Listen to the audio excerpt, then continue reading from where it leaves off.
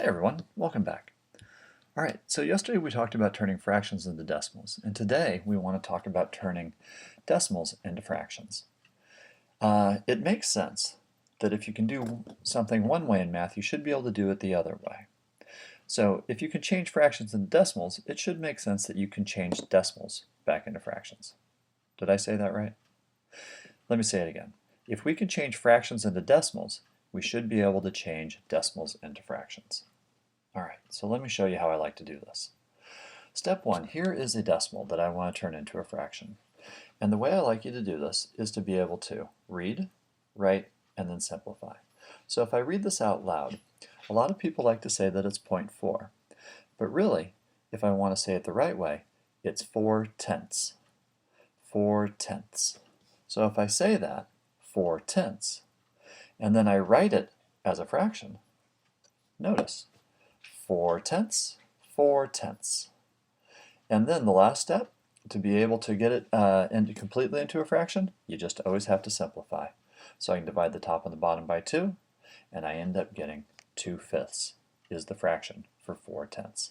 If you want to see if you're right, use what we did yesterday and turn this fraction into a decimal and see if you get your original answer.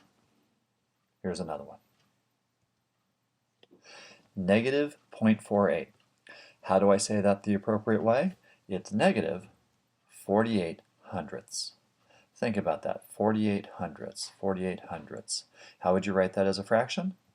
48 over 100. Don't forget your negative sign, because if the decimal is negative, the fraction is negative. So here's the question, can we simplify it? Let's see. If I divide by 4 and divide by 4, I'd end up getting negative 12 over 25. And once again, that would be the fraction that is negative 48 hundredths.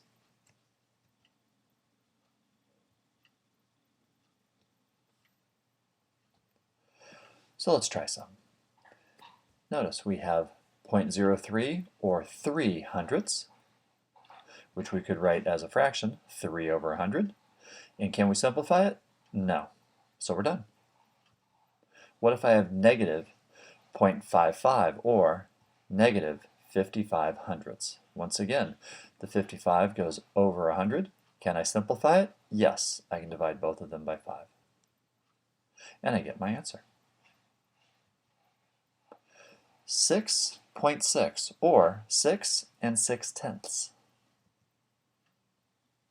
which gets me 6 6/10. Can I simplify it? Yes, I can divide the top and the bottom by 2. And so I get my answer. Are there any questions? Okay, the last part of our section here at the beginning of chapter 1 is just to be able to practice this. And we practice it by having 4 different fractions and decimals and putting them in order from least to greatest. When they look like this, it makes it a little bit difficult to know which one's biggest, which one's smallest, and which one's largest. So the easiest way to do this is either turn them all into fractions with common denominators or turn them all into decimals. The way that I find it is it's a little bit easiest to go all decimals. So if I were to turn 13/10 into a decimal, I get negative 1 3/10. Negative 2 1/5 becomes negative 2 2/10. I get negative 1.8 repeating, and since this one was a decimal to begin with, I can just leave it. Now that they're all decimals, it makes it a little bit easier to put them on a number line to figure out which one's biggest, which one's smallest. The first one would go about right here, in between the negative 1 and the negative 2. The second one would go here, in between the negative 2 and negative 3. Hopefully we notice this one would be very close to the 0, and this one would be just a little bit closer to the negative 1.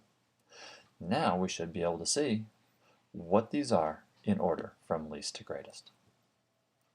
Alright, this does take a little bit of time and it does take some focus, so that will be the toughest thing for the students.